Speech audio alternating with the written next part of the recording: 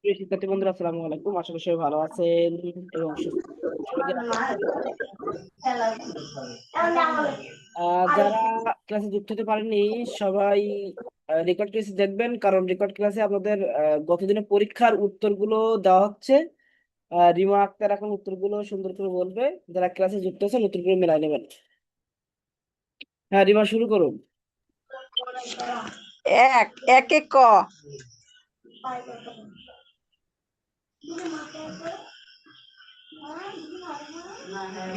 জাগাচ্ছেন সবাই। হ্যাঁ, আপনি বলুন। দুয়ে ঘ। তিনে গ। চারে গ। পাঁচে খ। ছয়ে ক। সাতে ক। আটে ক। নয়ে গ। দশে ঘ। এগারোতে ক। বারোতে গ। তেরোতে গ। চোদ্দতে ক। পনেরোতে ঘ। ষোলোতে খ। সতেরোতে গ। আঠারোতে খ। উনিশে গ। বিশে গ। একুশে খ। বাইশে খ এবং গ। ওই যে স্যার, এটাই যে দুইটা দুইটা ডাবল দেওয়া হয়েছিল না। ওকে ওকে, ঠিক আছে। তেইশে ঘ। চব্বিশে ক। পঁচিশে ক। ছাব্বিশে গ। সাতাশে ক। আঠাশে গ। 29-এ গ। 30-এ গ। 31-এ গ। 32-এ গ। 33-এ গ। 34-এ ঘ। 35-এ গ। আর 36 স্যার মিসিং। 37 গ। 38 খ। 39 গ। 40 গ। 41 খ। 42 স্যার ওই যে দুটো অপশন দেওয়া হয়নি। 43 গ। 44 মিচিং। 45 ক। 46 গ। 47 গ। 48 খ। 49 গ। 50 গ। এখন কারো কোনো সমস্যা থাকলে বলতে পারেন যে কে কোনটা ঠিক করতে পারেননি। 24 নাম্বারের প্রশ্ন কি ছিল যে 24 আর 25? 24 হচ্ছে ক আর 25-এ হচ্ছে ক। আপু 20 নাম্বার কি বললেন? প্রশ্ন কি ছিল 47টা। 24 নাম্বার কি? 5 থেকে 10 একটু বলেন, 5 থেকে 10। 24 নাম্বার আগে 24 নাম্বার প্রশ্ন শোনেন। 24 নাম্বারের প্রশ্ন ছিল যে ভাষা আন্দোলন হয় কত সাল পর্যন্ত। এটা হচ্ছে ক। 47 নাম্বারটা আপু। 47 উত্তর নাম্বার কি বলাটা ছবি করে দিয়ে দেন গ্রুপে। হ্যাঁ, উত্তর তো অবশ্যই গ্রুপে দেবো। এখন কি কারো কোনো সমস্যা আছে কিনা সেটা বলেন। 40 নাম্বারের 20 নাম্বার ওই দুই উইকে একটু করে 42 তো খ নাম্বার হবে নাকি? 42 খ না ভিনসেন্ট? হ্যাঁ, 42-এ আপনার তো দুইটা অপশন ছিল আর দুইটা মিসিং। 42-এ হতো গ। গত আমি দেওয়া হয়নি। 33 34 40 হ্যাঁ, নাম্বারটা বলেন। 40 40 40 হচ্ছে আপনার গ। 40-এ আর হচ্ছে 5 থেকে 10 একটু বলেন, 5 থেকে 10। 5 থেকে 10। 5 থেকে 10। 5-এ হচ্ছে আপনার খ। 6-এ ক। 7-এ ক। 8-এ ক। 9-এ গ। 10-এ ঘ। দিদি 20 নাম্বার 19 নাম্বার হয় এর কি ক বললেন না গ বললেন? কত ভাইয়া? 6 নম্বরে ক নাকি গ? ক। ক। ক। আচ্ছা, 12 না 19-এ গ। 19-এ গ।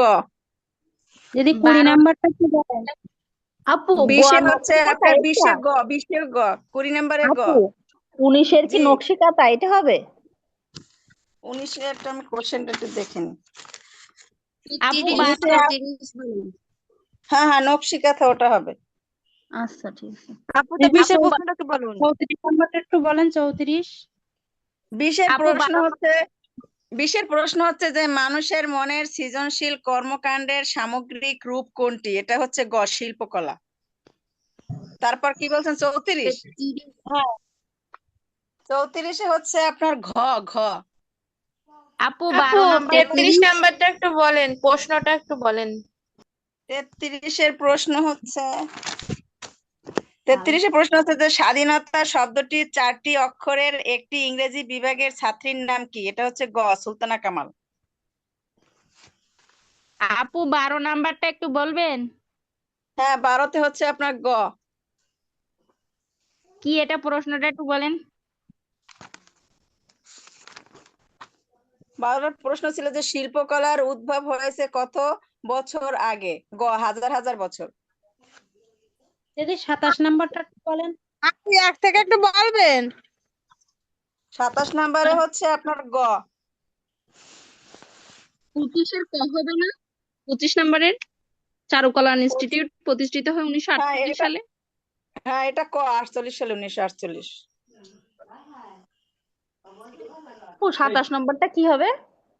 27 হচ্ছে আপনার ক হবে 55 ভাগ। আপু 25-এর তো ক হবে, হ্যাঁ চারুকলা 25-এর ক ইনস্টিটিউট হবে। প্রতিষ্ঠিত হ্যাঁ হয়। হ্যাঁ হ্যাঁ 25-এর ক হবে। 10 নম্বরের প্রশ্নটা একটু বলেন। 10 নম্বরে প্রশ্ন হচ্ছে যে ব্যবহার্য বস্তুকে সুন্দর করার জন্য কারুকাজ করাকে কি বলা হয়? ঘ কারুশিল্প। 32 নম্বরের প্রশ্নটা। 32 নম্বরে প্রশ্ন হচ্ছে বঙ্গবন্ধুর জন্মদিনের মিছিল উপলক্ষে শিল্পীরা কতদিন ধরে ছবি ও পোস্টার এঁকেছিলেন? 10 দিন। গ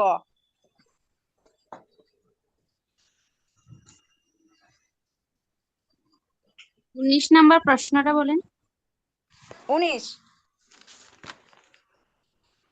হ্যাঁ নম্বর হচ্ছে যে কাঁথায় সুতোর পরে অত্যন্ত যত্ন ও আবেগ দিয়ে ফুটিয়ে তুলে তাকে কি বলা হয়? নকশি কাঁথা। গ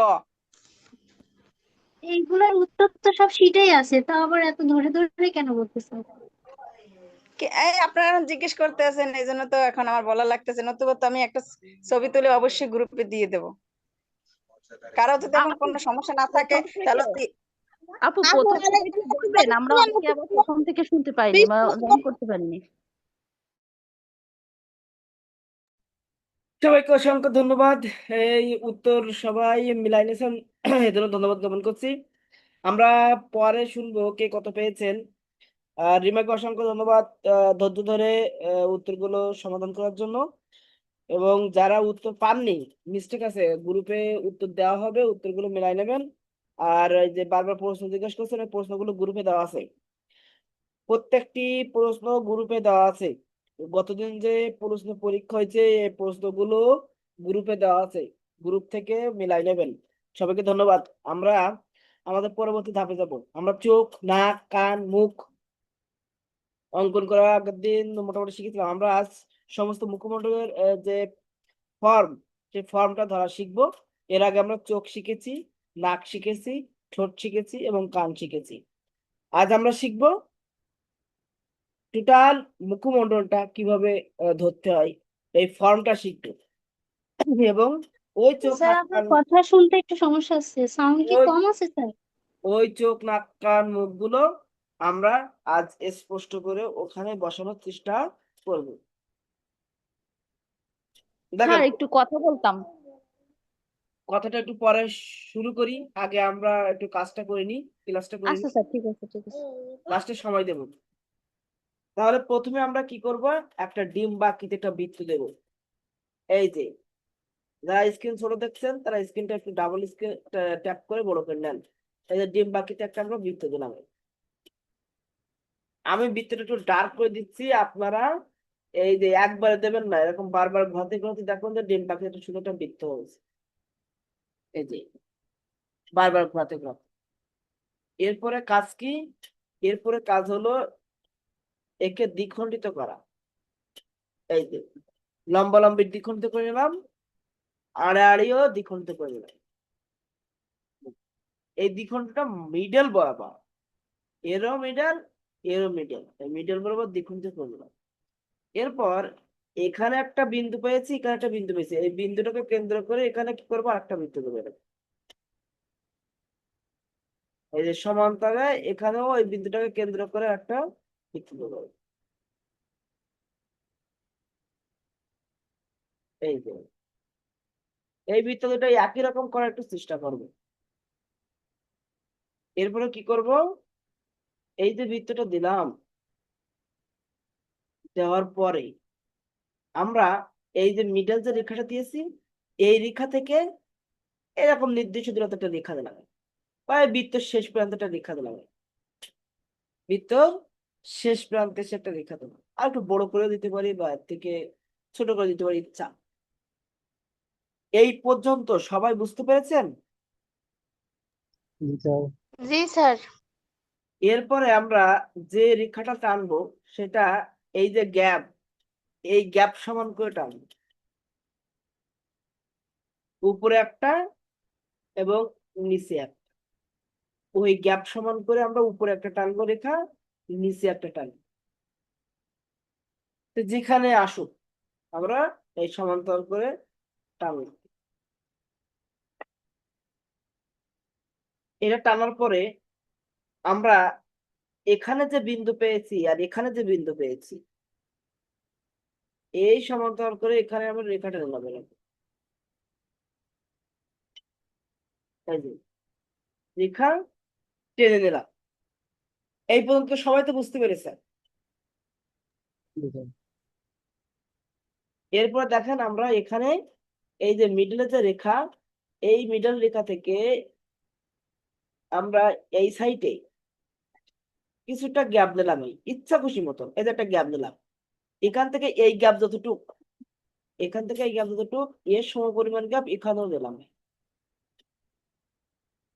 নেওয়ার পরে এই গ্যাপের সমপরিমাণ এখানে একটা গ্যাপ দিলাম, এখানে একটা দিলাম। এখানে আমরা চোখের যে পাকা অংশটা দেয় সেটা দিয়ে দিলাম। তারপরে এই যে মাঝখান বরাবর আমরা কি করি, বৃত্ত দেই। মুখমণ্ডল অনুযায়ী আমরা চোখের মনি ইউজ করব, বেশি বড় করবো না, ছোট করবো।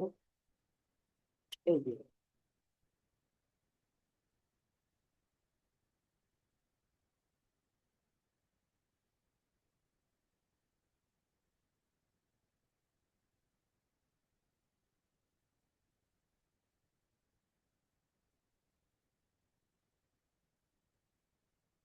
পেন্সিলের মাথা চিকন করে নেবেন, তাহলে দেখতে সুন্দর লাগবে। এরপর এখান থেকে কি হবে, আমার নাকের অংশ, এখানে একটা বড় বৃত্ত দিলাম, এই বড় বৃত্তের পাশে দুইটা ছোট বৃত্ত দিলাম, দিয়ে এখানে নাকের অংশ ঠিক করে দিলাম। এর মিডল বরাবর রেখা দিয়ে দিলাম, রেখা দিয়ে এখান থেকে এই যে ঘুরাই দিলাম,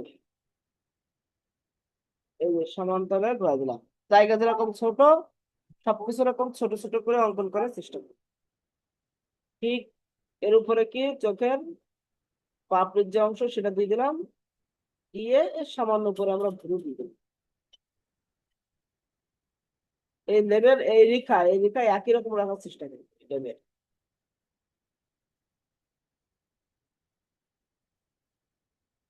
এই লেভেল একই রকম রাখার চেষ্টা করি। আমরা পরে ডিটেলস আরো আঁকবো, এখন আপাতত যতটুকু দেখানো যায় ততটুকু দেখো।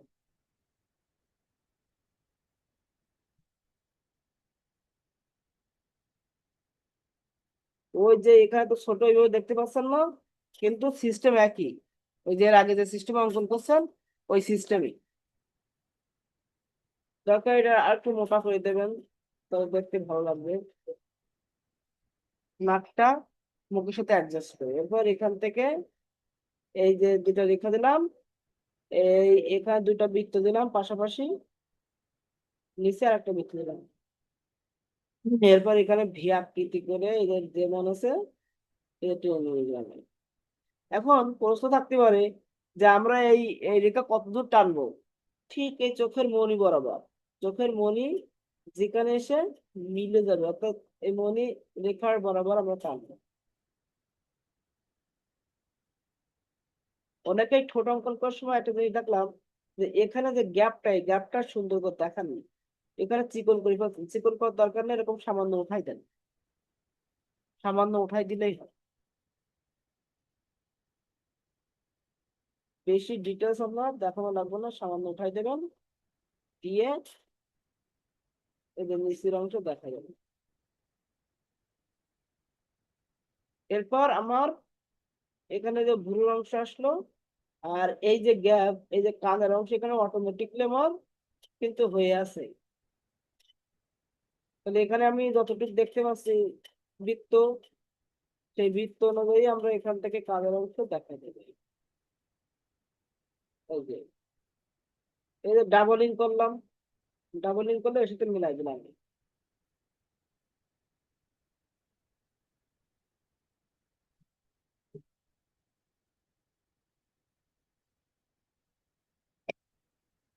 এই সাইডও কি করব, এই যে মাঝখানে এটা রেখা দিতে হবে, ডার্ক রেখা।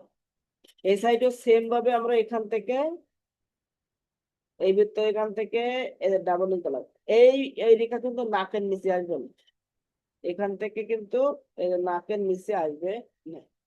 তাহলে এখান থেকে একটু ডাবলিং করে দিয়ে মাঝখানে শুধু একটা রেখা দিতে হবে, কারণ ওই অংশগুলো তখন ছোট ছোট হয়ে আসতেছে, দেখা যাচ্ছে না। এরপর একটা কপাল, কপাল থেকে আমার এই যে চুলের অংশ আসলো, এই যে কপাল থেকে আমার চুলের অংশ, কারণ এখান থেকে আসে এরকম, আমার কপাল আরো চওড়া হয়। আমরা যার যেমন কপাল, যার যেমন কিছু দেখা যাবে, সব সেই রকম অনুযায়ী দেবো।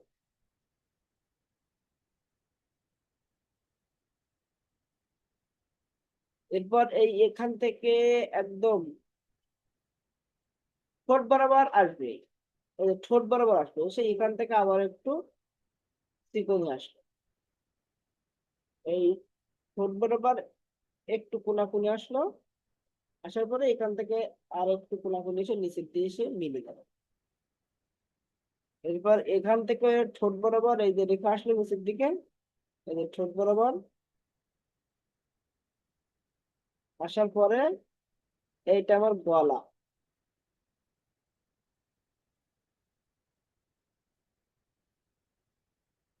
এটা কাদের অংশে।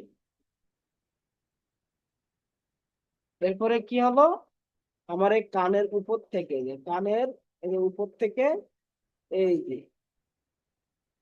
রাউন্ড করে এই কানের উপরে পর্যন্ত নিয়ে আসবো। এই কানের উপর থেকে, এই কানের উপর থেকে এখানে চুল এলোমেলো যাই থাকুক, এই কানের উপর পর্যন্ত নিয়ে আসবো। নিয়ে আসলে আমার চুলের অংশ হয়ে যাবে। এবার আস্তে আস্তে যদি আমরা এটা একটু হালকা একটু ডার্ক করে দিই চোখের মনিটা, তখন আস্তে আস্তে আমার রিয়েলিস্টিক হতে থাকবে, আস্তে আস্তে আমার তখন রিয়েলিস্টিক হতে থাকবে। এটা একটু ডিপ করে দিলাম, ডার্ক লাইট বের করে দিলাম।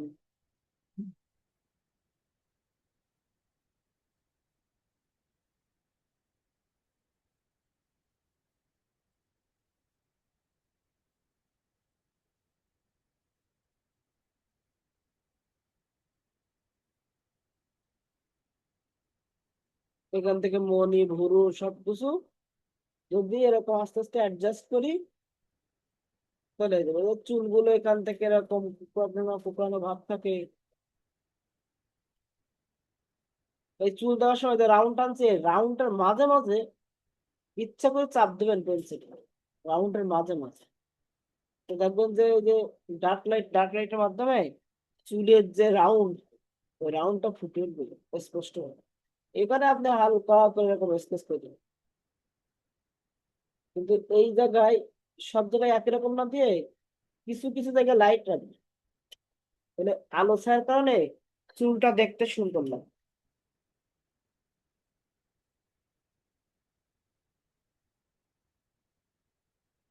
এখান থেকে আপনি একটা না স্কেচ করে দেবেন, এখানে তো একটা নাই হয়, এখানে একটু ওই আলো ছায়ার বিষয়টা দেন।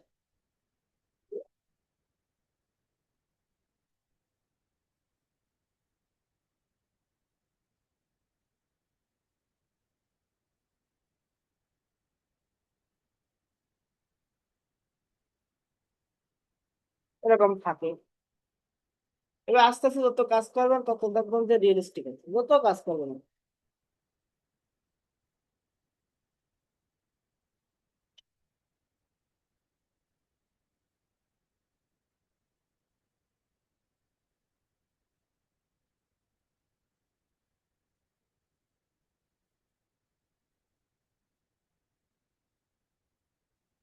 যত কাজ করবেন তত রিয়েলিস্টিক হবে। এ সবাই বুঝতে পেরেছেন?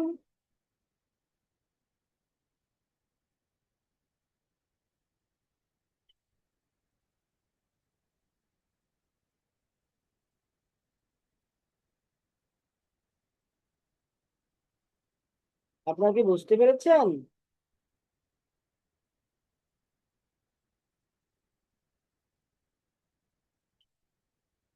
এবার যখন মানুষের ফেস দেখে আঁকবেন তখন অটোমেটিকলি তার রিয়েল যে ভঙ্গিমা সেটা চলে আসবে,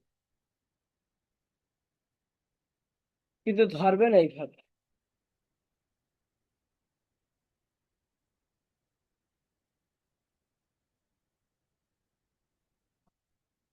আপনাকে কিভাবে ধরতে হবে বুঝতে পেরেছেন?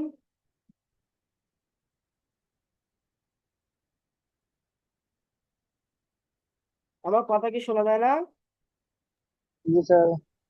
তাহলে জি কোন স্যার, রেসপন্স নাই কেন? তাহলে কি আমি ধরে নেবো আমার কথা বুঝতে পারেননি? স্যার বুঝতে পারছি। ধন্যবাদ। এইবার এইগুলো একটু কম বেশি একটু অ্যাডজাস্ট করলে হয়,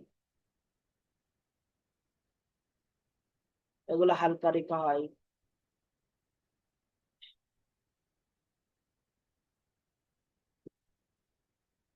এগুলো আস্তে আস্তে অঙ্কন করতে করতে ইজি হবে। নিচের দিকে হালকা রেখা হয়, এ এগুলো একটু মোটা করে দেওয়া হচ্ছে।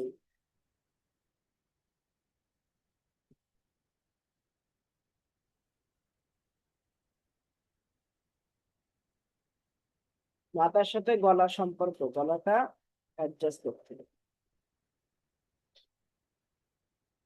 একটা সরাসরি আঁকবেন, আর একটা আমি দেখাই দিচ্ছি সেই অনুযায়ী আঁকবেন। একটা সরাসরি আঁকলেন, আর একটা আঁকবেন হাইট।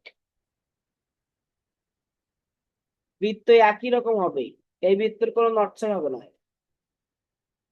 এই যে মিডল ভাগ করলেন, এই বৃত্তের কোনো নড়চড় হবে না, এবার মিডল ভাগ করলেন। এবার যেহেতু একদিকে তাকিয়ে আছে, তখন এই রেখাটা, এই যে মাঝখানের যে নাকের রেখাটা, এই রেখাটা সেই কত দূর দেখা যাচ্ছে সেটা অনুযায়ী হবে। দিয়ে এর মাঝখানে এই যে ঠিক করলেন, ঠিক করার পরে এখানে বৃত্তগুলো নেই। ওই যে এখানে যেরকম বৃত্ত দিয়েছিলেন এই কানায় বৃত্ত, এখানে এরকম বৃত্ত দিলেন, দিয়ে এই যে রেখা নিলেন। এবার এই রেখার সমানে এই যে গ্যাপ, এই গ্যাপের সমানে সবগুলো দেবেন এই, ঠিক আছে? নিচে একটা দিলেন এই, নিচে একটা দিলেন। তাহলে আমার এখান থেকে এখানে চোখের অংশ, এখানে আমার নাকের এক সাইড দেখা যাচ্ছে, ওই বড় বৃত্তটা দিলাম, ওই সাইডের বৃত্ত দেখা যাচ্ছে না, এখানে একটা ছোট বৃত্ত দিলাম, ওই সাইডের বৃত্ত তো দেখা যাবে না, কারণ এখান থেকে একটা সাইড দেখা যাচ্ছে। এজন্য শুধু এখানে একটা সাইডই দেখালাম, আর ওই অংশটা দেখালাম, ওটা তো দেখতেই পাচ্ছি না। তারপর এখানে আমার চোখের অংশ,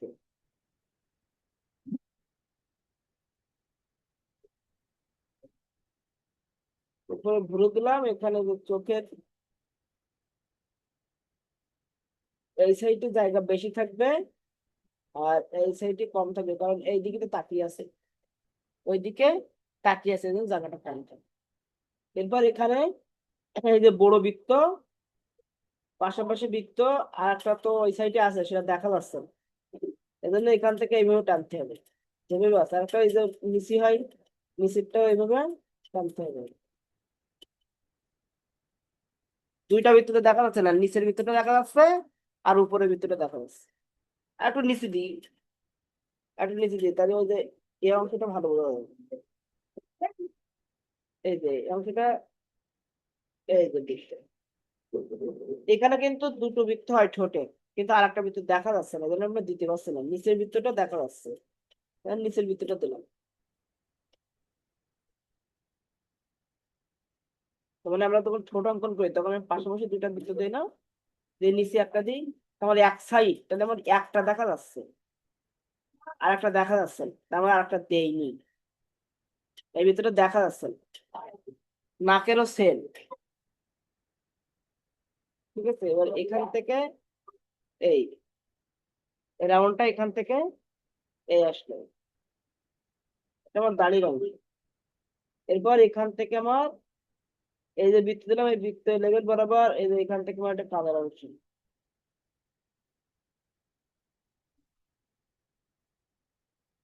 ঠিক আছে। এই সাইডে কান তখন কিন্তু সম্পূর্ণ দেখা যাবে, ওই যে এর আগে যে আমরা কান দেখাইছি পরিপূর্ণরূপে দেখাতে হবে কান, মানে এক সাইডে কান তো কি রকম হয় আপনার দেখেছেন আগে, সেরকম ভাবে গ্যাপ দিয়ে দেখাতে হবে।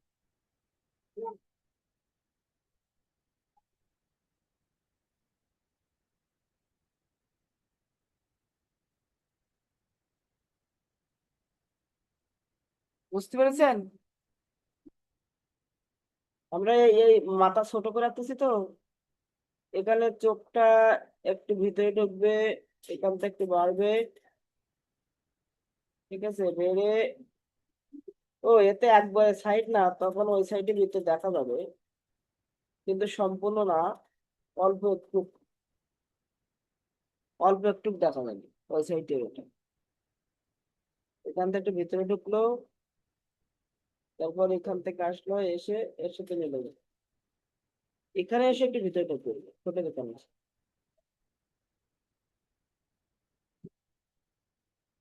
এখানে এই রেখাটা পরিপূর্ণ দেখানো যাবে না, ঝাপসা করে দেখাতে হবে হালকা করে।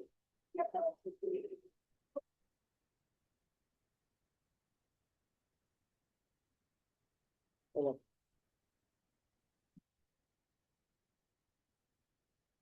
এটা কপালের অংশ, এটা কপালের অংশ, এখানে চুলের অংশ, এই যে এখান থেকে উপর থেকে গেল চুল,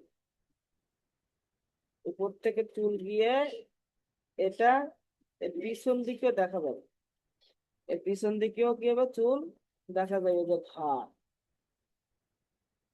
ঠিক আছে, ঘাড় এরকম জায়গার থেকে আসবে, এই যে চুল শেষ এরকম জায়গার থেকে ঘাড় আসবে, মানে এক সাইড তো এখান থেকে এরকম।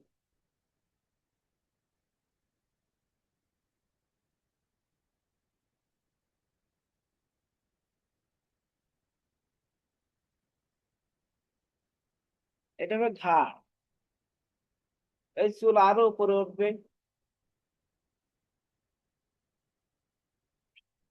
এটা হবে ঘাড়ের অংশ।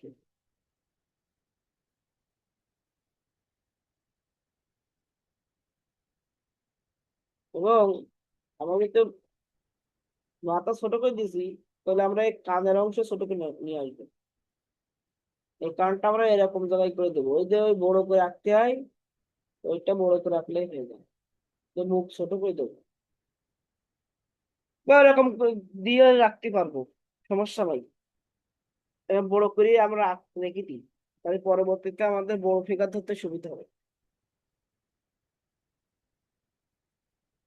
এটা জাস্ট ধরা শেখাচ্ছি, এই যে এই অনুযায়ী এইটা, এই কানটা এরকম একদম বাইরে দিয়ে দেবেন, যখন আপনারা এই চোখটা মোটেও দেখাবেন না, যখন একটা চোখ দেখাবেন শুধু, তখন এটা সম্পূর্ণ একদম বাইরে দিয়ে দেবেন, তখন এতটা জায়গা থাকবে। আর যখন এই চোখটাও দেখাবেন তখন এই জায়গাটা আরো কম, এরকম জায়গায় আসলে তো অ্যাডজাস্ট, এরকম এসে এই এরকম জায়গা আসলে তো আপনার অ্যাডজাস্ট হয়।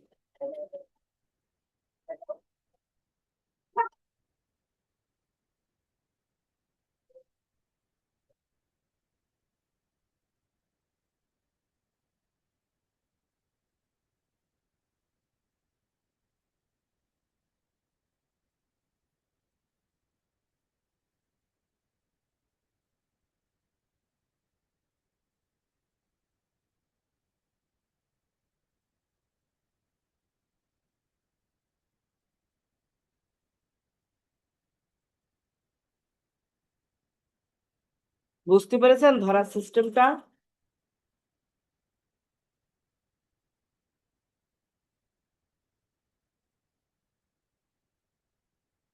আপনারা কি বুঝতে পেরেছেন ধরার সিস্টেম? জি স্যার। ওকে, ধন্যবাদ। আর যখন একদম সাইড হবে তখন কিভাবে ধরবেন?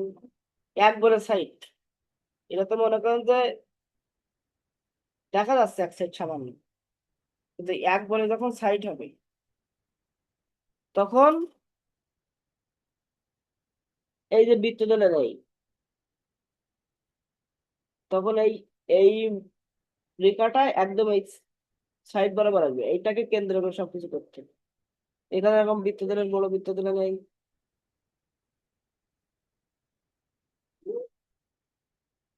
তখন শুধু এখানে একটা চোখের অংশ আসবে, আর এখান থেকে একটু ভিতরে দিকে এই যে নাকের অংশ, এই নাকের অংশ শুধু একটাই বৃত্ত দেখা যাবে, একটা পাশে বৃত্ত হয়ে যাবে। যে সিস্টেমে অঙ্কন করেন সেই সিস্টেম দিয়ে দেবেন। এখানে এই যে ঠোঁটের অংশ, এই যে একটা বৃত্ত দিয়েই ধরাই দিবেন, নিচে শুধু এরকম রাউন্ড করে শেষ।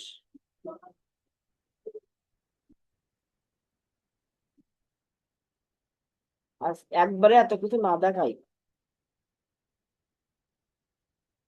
ঠিক আছে? একবারে এত কিছু না দেখাই, তাহলে না হ্যাঁ স্যার। এলোমেলো হয়ে যাবে। কেন বলেন? হ্যাঁ স্যার। তাহলে আপনারা শুধু ফ্রন্ট সাইড আর এই যে কিছু অংশ দেখা যাচ্ছে এরকম একটা ফিগার অঙ্কন করবেন। তারপর আমি ছবি দেবো, ওই ছবি অনুযায়ী অঙ্কন করতে হবে।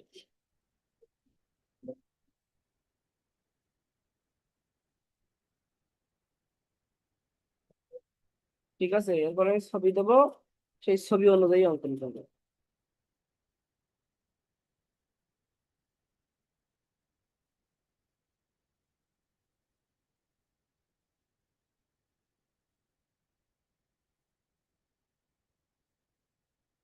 ঠিক আছে, তাহলে এই সাইড আজকে দেখাতে হবে না, সাইড দেখাতে গেলে হবে না, উল্টো পাল্টাই যাবে। তারা পারবেন, তারা দেখুন প্রথম যারা আছেন তারা পারবে না।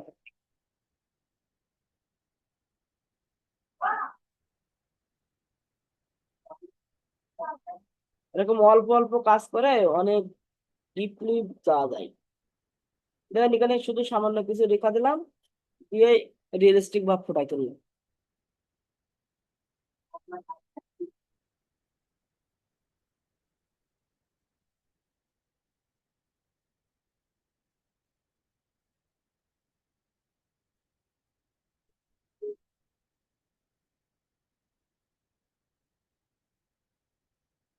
যত কাজ করবেন তত রিয়েলিস্টিক হবে, যত কাজ করবেন।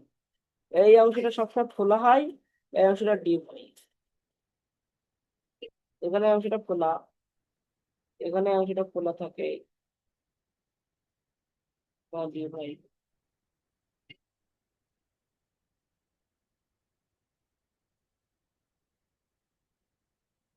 রিয়েলিস্টিক করতে গেলে একটু কাজ করতে হবে।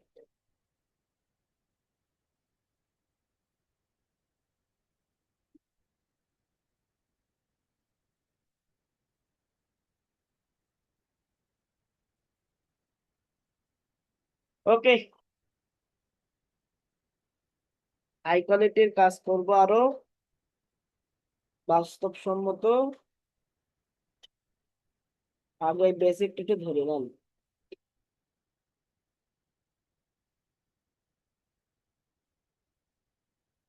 আশা করি সবাই পারবেন।